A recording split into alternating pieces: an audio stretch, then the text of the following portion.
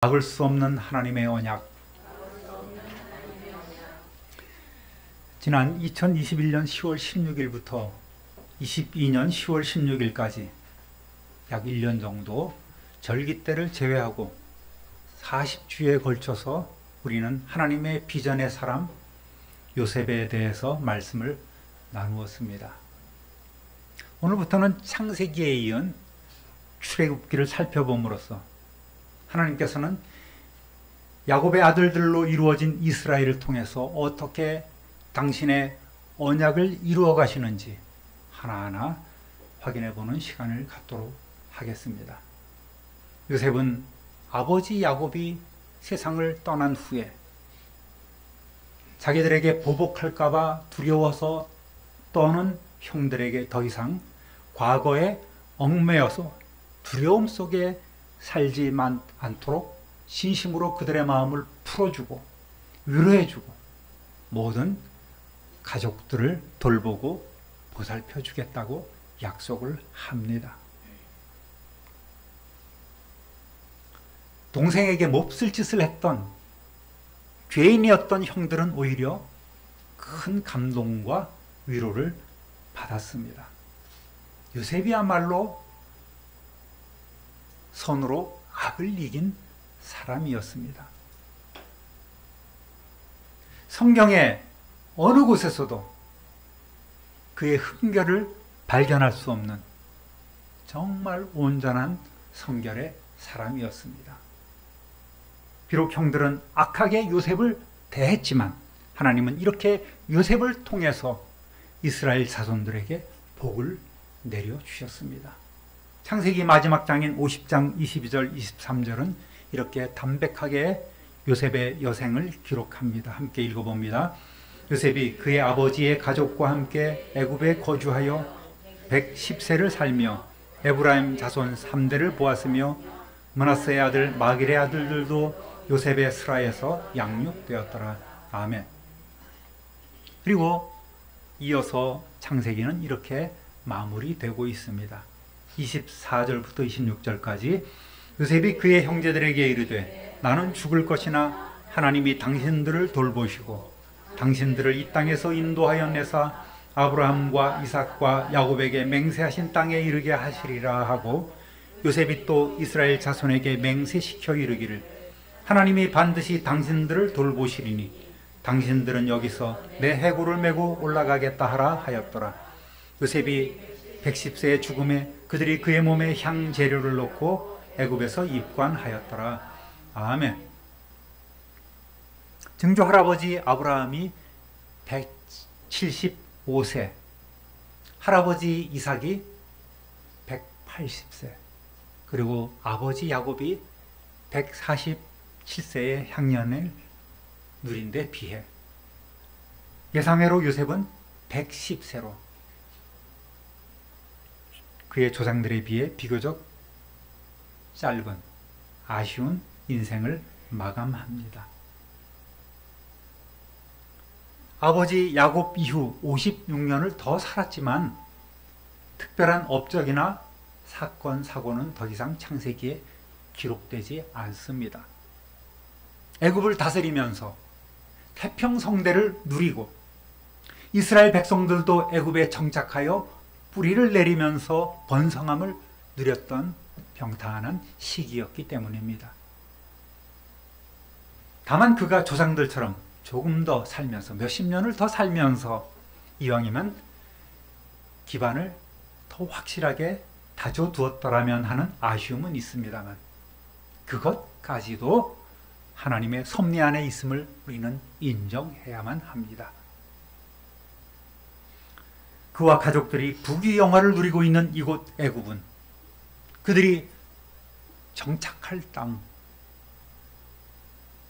그들이 하나님이 약속해 주신 언약의 땅이 아니었기 때문입니다.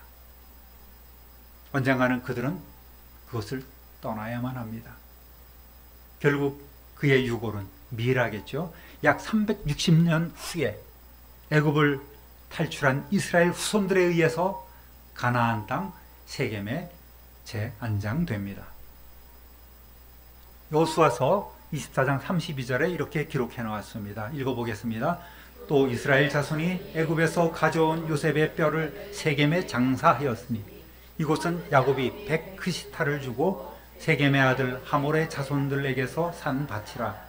그것이 요셉 자손의 기업이 되었더라. 아멘. 정말 하나님의 영광이 찬란했던 창세기의 생명과 창조의 역사는 이렇게 한 위대했던 족장의 죽음으로 막을 내립니다. 어느 누구도 아무리 위대한 신앙의 사람이라 할지라도 영원히 살 수는 없습니다.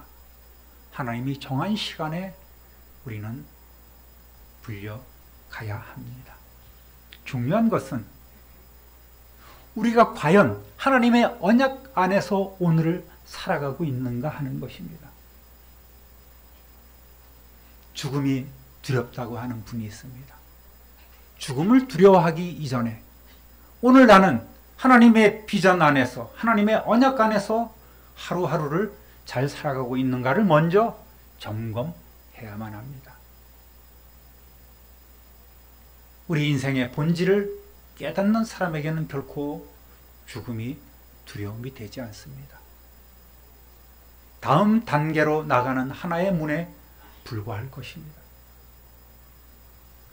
저와 여러분 모두 하나님의 비전 안에서 소망 있는 성도의 복된 삶을 누리시기를 우리 구주 예수 그리스도의 이름으로 축원합니다. 따라합니다. 생육하고 번성하는 이스라엘 백성. 오늘 본문 앞에 1절부터 5절까지는 야곱과 함께 내려간 70명에 대한 소개가 나옵니다. 재미있는 것은 야곱의 자식들이 어머니의 서열대로 소개되고 있다는 것입니다. 정부인 레아와 라헬, 그리고 여종인 빌하와 실바의 아들 순으로 이렇게 기록이 되어 있습니다. 오늘 본문 6절, 7절 다시 한번 읽어봅니다. 요셉과 그의 모든 형제와 그 시대의 사람은 다 죽었고 이스라엘 자손은 생육하고 불어나 번성하고 매우 강하여 온 땅에 가득하게 되었더라. 아멘. 하나님께서 믿음의 선조들을 통해서 누누이 약속해 주신 대로 이스라엘 백성은 과연 크게 번성하기 시작합니다. 생육하고 불어나고 번성하고 강해져서 온 땅에 가득하게 되었다면서 4번씩이나 강조하고 있습니다. 이 복된 말씀은 두 가지 의미가 있어요. 하나는 이스라엘 백성이 지금 크게 복을 받고 누리고 있다는 사실과, 그리고 그만큼 이제는 하나님의 비전을 실현해 나갈 시기가 가까워 오고 있다. 즉 언약의 땅 가나안으로 돌아갈 때가 되었다는 신호인 것입니다. 70명의 자손들은 430년 후에 20세 이상의 장정만 60만 3,550명이 될 정도로, 즉 약 한 200~300만 명의 인구를 이루게 될 정도로 가나안에서 당신의 나라를 이루고자 하신 하나님의 의지는 확실했습니다. 애굽이라는 고센 지역이라는 곳에서 인큐베이터를 삼아서 그곳에서 하나님의 백성들이 지금 강건하게 무럭무럭 번성하고 있다는 것입니다. 그러나 이곳은 언약의 땅이 아닙니다. 반드시 하나님의 때에 이들은 가나안 땅으로 이주를 해 가야 합니다. 그것을 정복해야 합니다. 자, 이들에게 어떠한 일이 일어났을까요? 따라합니다. 예측할 수 없는 앞날. 평화와 번영을 구가하던 이스라엘 백성들에게 역사적인 전환점이 찾아왔습니다. 8절 읽어봅니다. 요셉을 알지 못하는 새 왕이 일어나 애굽을 다스리더니. 아멘. 학자들은 요셉이 활동하던 이방인들 정권인 힉소스 왕조가 붕괴되고 애굽의 제 18번째 왕조인 애굽인들로 이루어진 왕조가 일어났다고 이렇게 생각하고 있습니다. 새 왕조의 왕들은 과거 왕조를 몰아내면서 그 땅에 지금 단단히 자리 잡고 있는 이스라엘을 골칫거리로 생각했습니다. 그들의 속내가 9절 10절에 나옵니다. 읽어봅니다. 그가 그 백성에게 이르되 이 백성 이스라엘 자손이 우리보다 많고 강하도다. 자, 우리가 그들에게 대하여 지혜롭게 하자. 두렵건대 그들이 더 많게 되면 전쟁이 일어날 때에 우리 대적과 합하여 우리와 싸우고 이 땅에서 나갈까 하노라 하고. 아멘. 애굽 땅도 땅이 넓다 보니까 이 민족들이 많이 들어와서 그들을 다스립니다. 중국만 해도 그 한족들이 다스리는 때는 별로 없었어요. 거의 다 외세가 들어와서 요나라라든지 또는 금나라, 청나라 할 것 없이 다 외부 세력들이 들어와서 그들을 통치했던 것 아닙니까? 그러니까 이들은 그 자리에서 지금 크게 자기들보다 더 번성하고 있는 이스라엘 백성이 두려움의 대상이 되는 거예요. 현재 이스라엘 백성은 자유민 신분 아니겠습니까? 더구나 이들이 거주하고 있는 고센 땅은 과거 그 땅을 다스렸던 요셉을 용납했던 힉소스 왕조가 내려온 가나안 쪽에 가까운 변방이었기 때문에 만약 전쟁이 일어나 그들이 적군과 손을 잡게 되면 자기 자신들을 대적하거나 그 땅을 떠나버리면 어떻게 하나 염려한 것입니다. 자기 땅에 정착하고 있는 저 무리들이 적하고 결탁해서 우리와 싸워. 그런데 또 저들이 이 땅을 떠나버리면 그러면 지금까지 져왔던 짐승 떼는 누가 치고 농사는 누가 짓고 그 많은 일들은 누가 감당해? 하는 이런 경제적인 이해득실도 지금 따지고 있는 거예요. 새로운 왕조를 번영시키고 또 국고성들을 건축하기 위한 이스라엘 백성들의 노동력과 경제적 유용성은 이미 이들은 인정하고 있는 거예요. 그렇다면 저들을 붙잡아 놓고 우리가 써먹기 위해서는 저들을 그냥 풀어줄 것이 아니라 노예로 삼아야 되겠다라는 결론을 내리게 된 것입니다. 그래서 새 왕조는 교묘하게 이스라엘 백성들에 대한 적대적인 반민족 감정을 일으켜서 애굽인들과 분리하고 그들을 노예로 삼기로 작정한 것입니다. 11절 함께 읽어봅니다. 감독들을 그들 위에 세우고 그들에게 무거운 짐을 지워 괴롭게 하여 그들에게 바로를 위하여 국고성 비돔과 람셋을 건축하게 하니라. 아멘. 먼저 이스라엘 자손들을 국고성 건축을 위해서 강제 노동에 동원하고 또 그들을 통제하기 위한 조직을 만들어서 감독들을 세웁니다. 국고성이라는 것은 전쟁을 위해서 식량이나 또 군량미 또 각종 무기들을 비축해 두는 그런 창고와 같은 역할을 하고 있습니다. 세워진 감독들은 두 부류예요. 하나는 3장 7절에 나오는 애굽인 감독자, 원어상으로 나가스입니다. 그리고 그 아래 히브리인 기록원인 쇼테르를 두었습니다.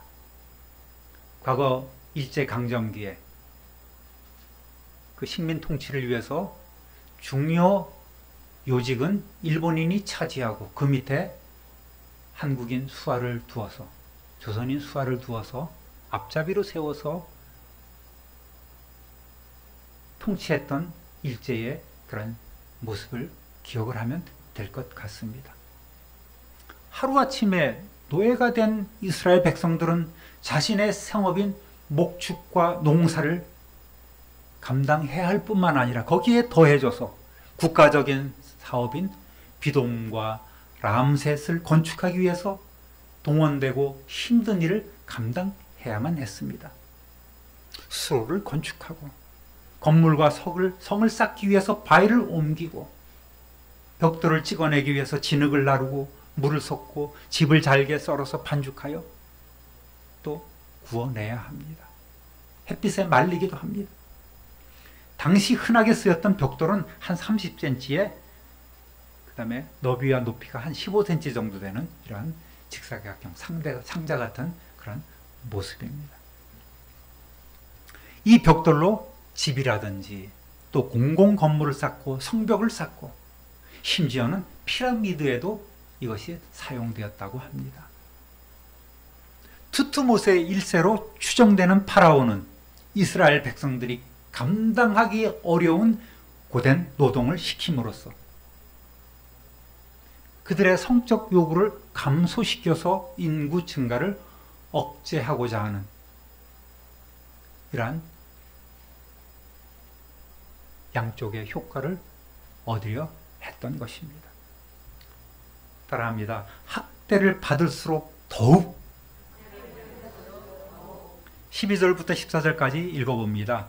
그러나 학대를 받을수록 더욱 번성하여 퍼져나가니 애굽 사람이 이스라엘 자손으로 말미암아 근심하여 이스라엘 자손에게 이를 엄하게 시켜 어려운 노동으로 그들의 생활을 괴롭게 하니 곧 흙 이기기와 벽돌 굽기와 농사의 여러 가지 일이라 그 시키는 일이 모두 엄하였더라. 아멘. 이들은 농사도 졌습니다. 또 자기 자신들이 해왔던 목축일도 해야만 합니다.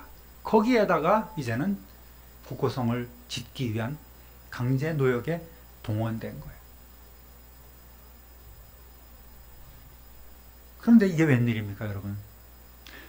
고된 노동으로 지쳐 쓰러져 잠을 자고 아주 피곤에 쪄들어서 살아야 할 이스라엘 백성들이 웬걸 더욱더 활발하고 생생하게 움직이고 거기다가 자식도 더 많이 낳는 거예요. 그러니까 애굽의 파라오를 비롯한 그 정책자들이 기함을 한 것이죠. 야, 이게 도대체 어떻게 되느냐? 안 되겠다. 더 심하게 일을 부려라.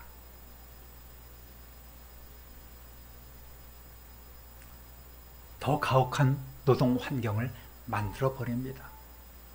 아마도 이스라엘 백성은 왜 이런 일이 우리에게 일어나는지 매우 의아하게 생각했을 것입니다. 여러분, 이 일이 저절로 우연히 또는 시대를 잘못 만나서 재수가 없어서 일어난 것이 아닙니다. 다 하나님의 계획 안에 있음을 우리는 알아야 합니다. 과거 하나님께서 아브라함에게 미리 말씀하신 일이 현실화가 된 것입니다. 창세기 15장 13절 읽어봅니다.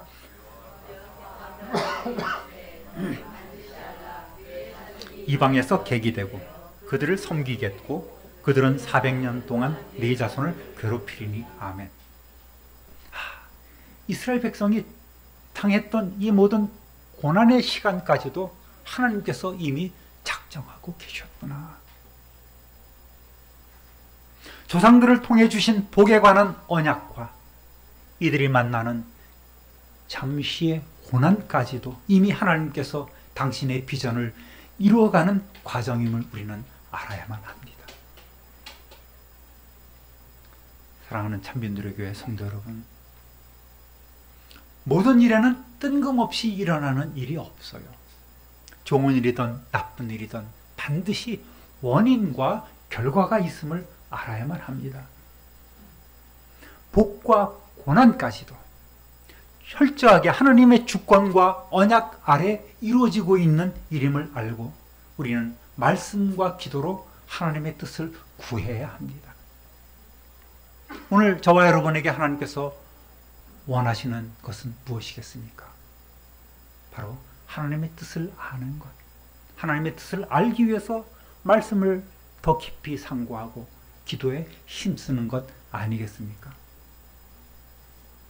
아무리 인간의 수단과 방법으로 이스라엘 백성들의 번성을 막으려 했지만 그것은 하나님의 비전을 막지 못합니다. 하나님의 언약을 무너뜨릴 수 없습니다.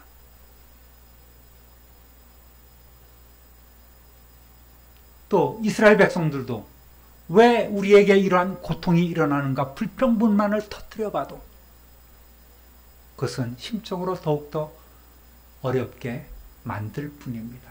일찌감치 하나님의 뜻을 묻고 하나님의 비전을 생각하는 것이 중요합니다.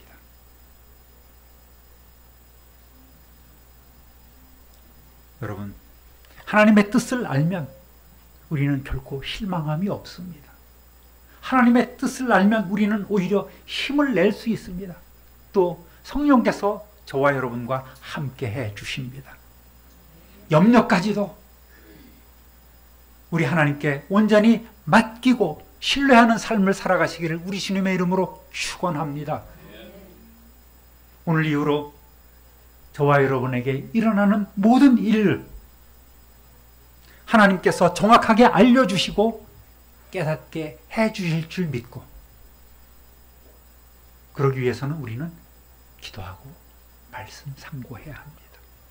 더 말씀 상고하고 더 깊은 기도에 힘쓰시는 저와 여러분 되시기를 우리 구주 예수 그리스도의 이름으로 축원합니다. 축원합니다. 축원합니다. 존귀하신 하나님 아버지, 크신 사랑과 은혜를 진실로 감사하고 찬송합니다. 오늘 말씀을 통해서 하나님의 작정하신 그 언약은 인간의 수단과 방법이 결코 막을 수 없음을 다시 한번 알게 하시니 감사합니다.